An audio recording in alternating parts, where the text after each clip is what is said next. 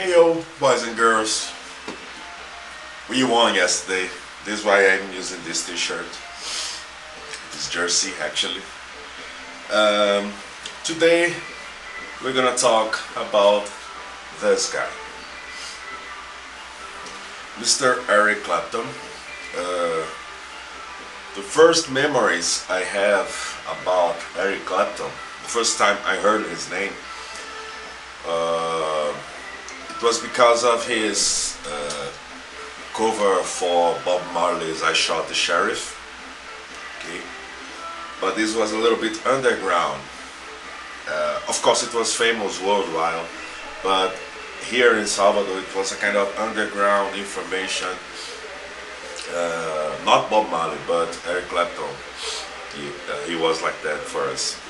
And then later, I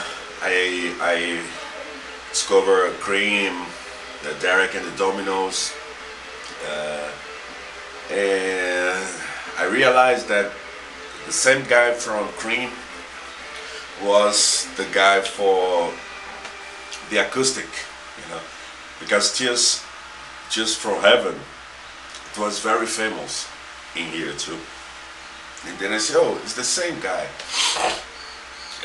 And Clapton it's a very interesting figure because he started to play John Mayo and the Blues Breakers, and this band was a kind of a band who put together all the I could say the musicians that could have any future, musicians who could have any future in music. Then he went to Yardbirds, and in Yardbirds he started to write his name as a legend, because he was too young, and people used to say that he played and he sang. Mostly he played because he was not even a singer at the beginning.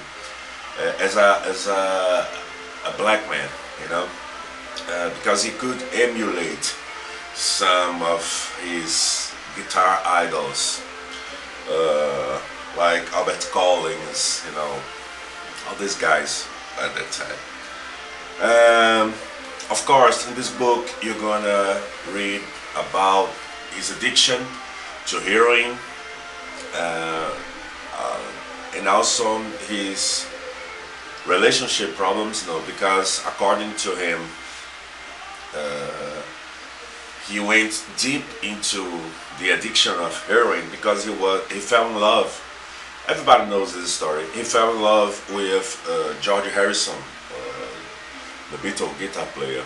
George Harrison's wife, Patty Boyd. Patty Boyd. It's not Bond, it's Boyd. And then this love triangle is kind of weird, because he said he stayed 2 years, tried to avoid, these things, but that was Patty's decision to leave Harrison to stay with Clapton. Anyway, all the situation messed up with his mind, and he went deep into heroin, cocaine, and other drugs.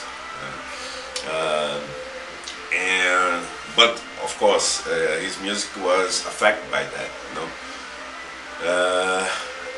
And one really, I could say, a really good thing that Clapton did, apart musically, because personally I love Cream.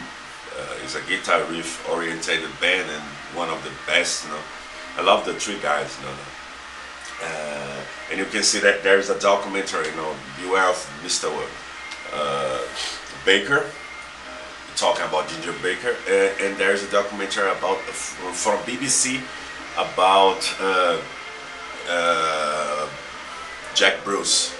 And Jack is already dead. Jack is already dead, and Mr. Clapton, he did something really good because he used to give credit to the musicians who he steals guitar licks. For example, there's the song Outside Women Blues, Uh, and this song is from a guy called Blind Joe Reynolds, and he gave the credit to the guy. It's, for example, it's different from the attitude that Jimmy Page had, for instance, because he used to pick the licks and don't give any credit to the original writer. No? But that's a tradition in blues. No, it's not criticizing or anything like that. And Clapton also used to, in his solo career, used to invite bands and artists, obscure bands and artists from the States to open his concerts. You know? And in the 60s, 70s, 80s, some bluesmen that didn't have any job, you know, so Clapton helped this way too. So besides being a great guitar player, he's a great human being, and that's the guy.